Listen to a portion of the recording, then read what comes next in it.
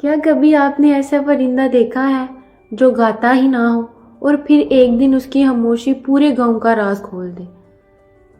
یہ کہانی ہے ایک گاؤں کی۔ وہاں ایک ننھا بچہ عمیر ہر روز پرندوں کو دانہ ڈالتا تھا۔ سب پرندے چہچہاتے خوش ہوتے، لیکن ایک کالا پرندہ ہمیشہ خاموش رہتا۔ گاؤں والے ہنستے، یہ تو بے آواز پرندہ ہے، کوئی فائدہ ہی نہیں۔ عمیر کو ترس آتا، لیکن وہ پھر بھی اسے دانہ دیتا۔ ایک دن گاؤں میں خطرہ آ گیا۔ شکاری جال بچھا کر پرندوں کو پکڑنے لگے۔ سب پرندے شور مچاتے، مگر جال میں پھنس جاتے۔ تب وہی خاموش پرندہ اچانک اڑا اور عمیر کے کندھے پر آ بیٹھا۔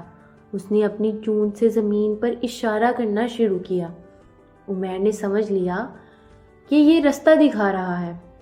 اسی راستے پر جا کر عمیر نے جال کاٹ دیا اور سب پرندوں کو آزاد کر دیا۔